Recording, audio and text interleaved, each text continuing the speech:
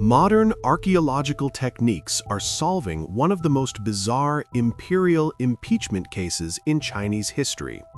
It is unexpectedly uncovering the secret story of an emperor who was impeached after reigning for only 27 days. Was this emperor, recorded in history books as committing 1,127 misdeeds in just 27 days, truly the greatest villain of the Han Dynasty? Or was it an absurd soap opera written by the victors of a coup to smear his name? Recently, with the latest archaeological discoveries, discussions regarding the tomb of Liu He have exploded across Chinese social media platforms.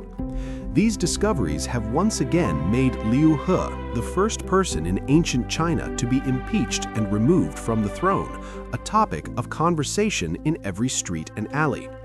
This has also unveiled a long-buried story of political intrigue.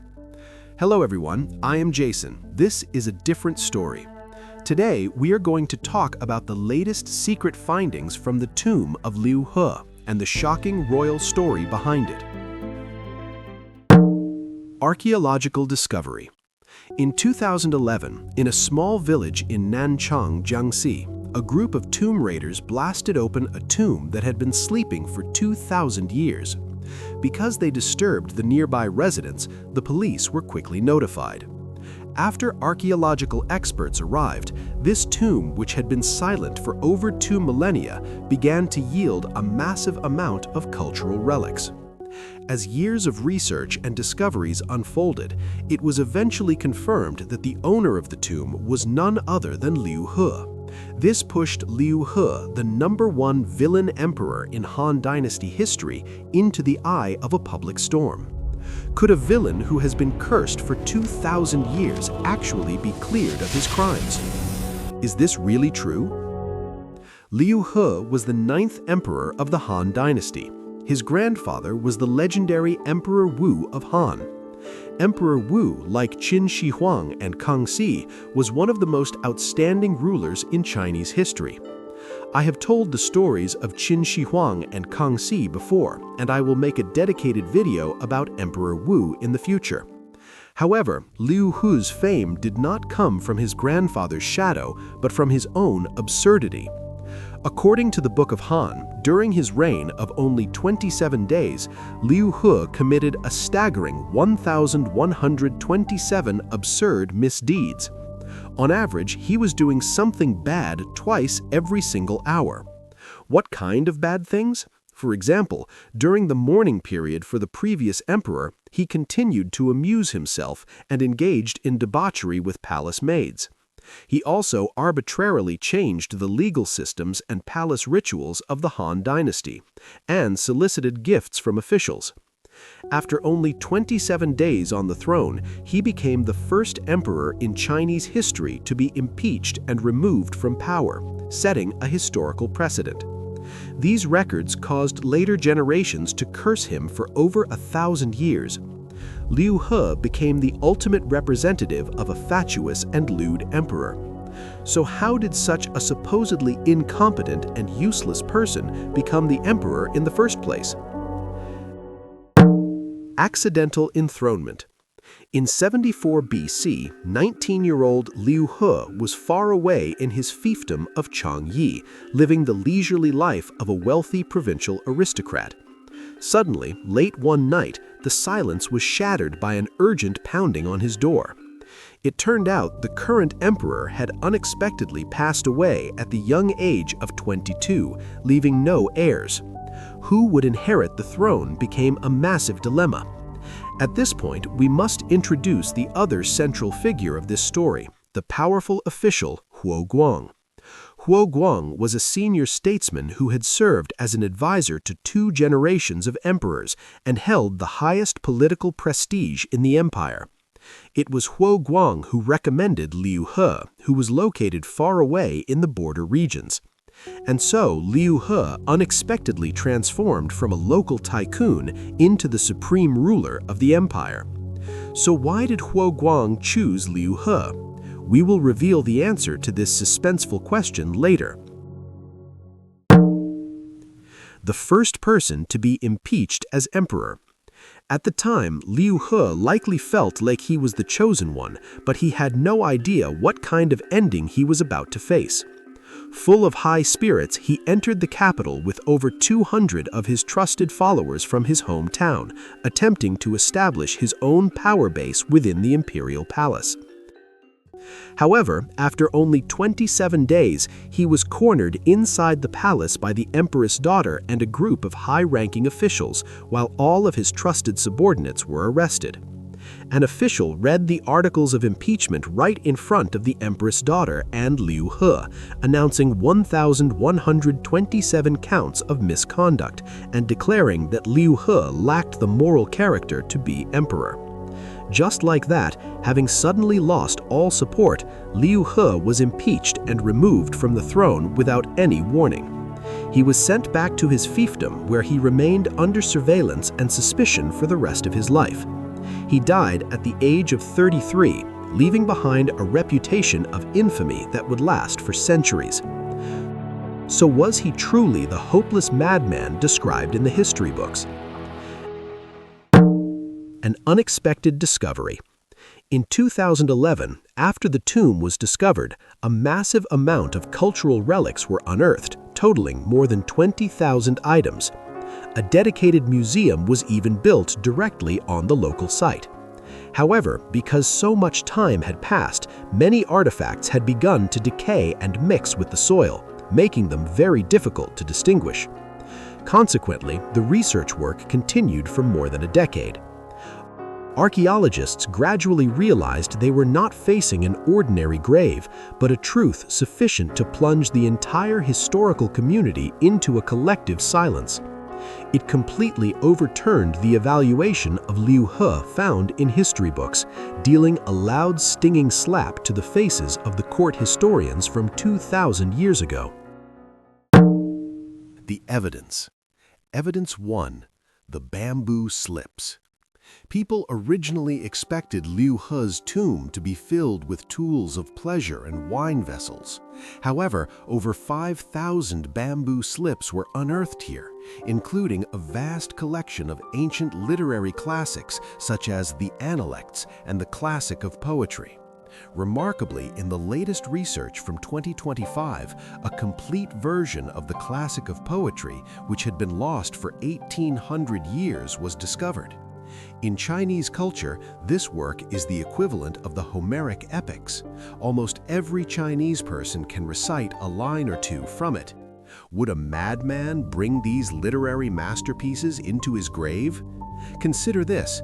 This is the first time a complete version of this text has ever been found, proving that Liu He was a scholar with immense cultural cultivation. Evidence 2. The Confucius screen.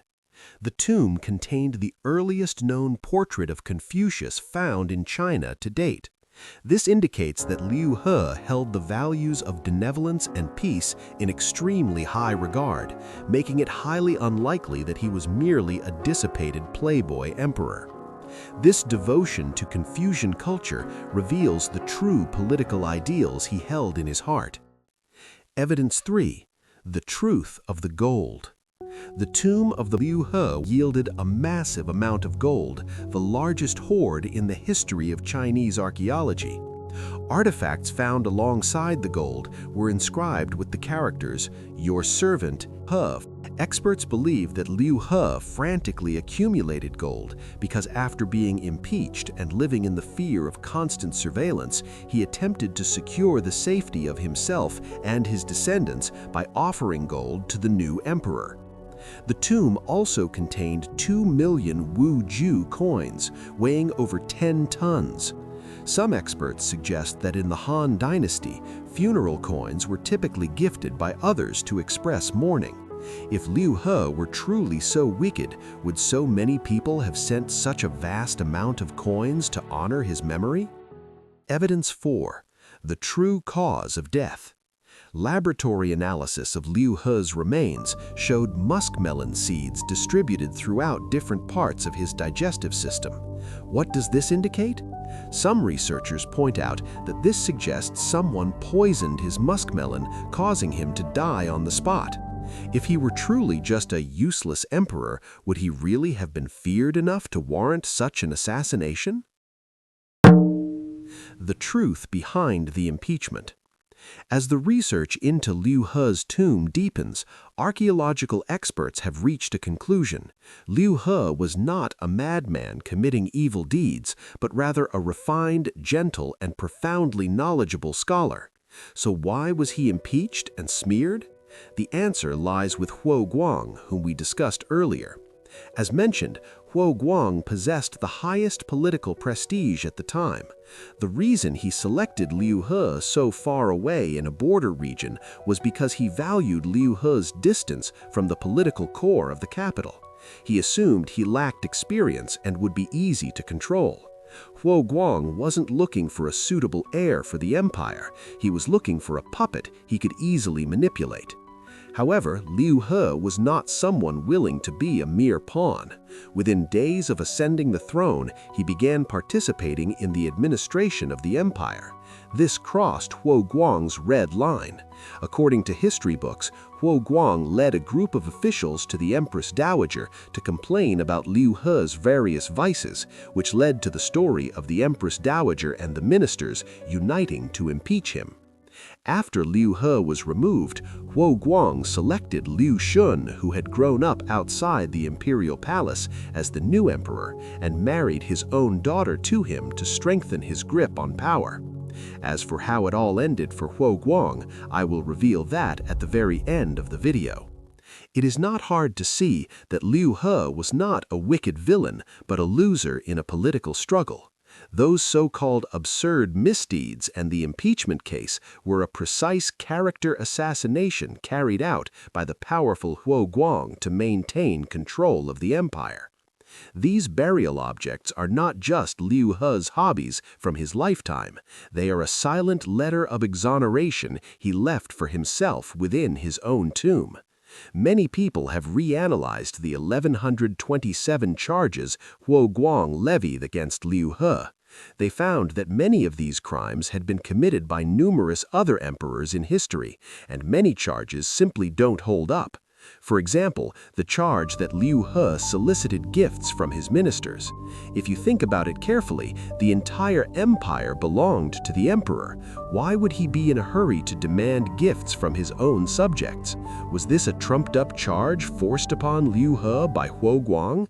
Even if Liu He were truly wicked, committing 40+ bad deeds every single day would be physically impossible to achieve. The ending of Huo Guang. Of course, many people argue that the presence of cultural artifacts in a tomb doesn't necessarily reflect Liu He's true character. You probably know someone like this, someone who never reads but loves to display a house full of books just for show. Feel free to leave your thoughts in the comments after watching. Personally, I believe whether Liu He was a saint or a scoundrel matters because it concerns a person's reputation. However, reaching a definitive conclusion is difficult. First, too much time has passed. Unless more direct evidence is unearthed, and if it is, I'll certainly make another video to update you, we may never know for sure. Second, under the feudal system of that era, once a person lost power, even if they had been the emperor, their dignity, emotions, and even their historical image could be molded at will by the victors. Even in today's world, many things are hard to judge with certainty. Take the internet, for example. One story today, a different one tomorrow. It's hard to get the full picture because in this world, no one is 100% a hero or 100% a villain. The tragedy of Liu He is not just his personal failure, it is a tragedy of the entire royal and power system. As I mentioned in my previous videos, life in the royal family is like living in a cage decorated with gold. For a loser like Liu He, the script was written from the beginning. We are accustomed to believing the history books written by the victors, much like how we listen to media slogans online today, because they are the only source of sound. If Liu He's tomb had never been discovered, this debate today wouldn't have even happened. We don't know how much of history remains far removed from the truth. What we can do, however, is learn from these historical lessons to prevent tragedies from repeating. and in our own lives, try our best to judge others fairly. Finally, let's talk about how it all ended for Huoguang. As mentioned earlier, he married his daughter to the new emperor. To ensure his daughter became the empress, Huoguang's wife secretly murdered the emperor's original wife. I've covered their love story in one of my previous shorts. In 68 BC, Huoguang passed away due to illness. 2 years later, the plot against the first empress was exposed, and the emperor had the entire Hua clan executed. A lifetime of Huoguang's meticulous schemes ultimately resulted in the slaughter of his entire family after his death. So, what do you think about this true story? Let's talk in the comments. I'm Jason, and this is A Different Story. I'll see you in the next one.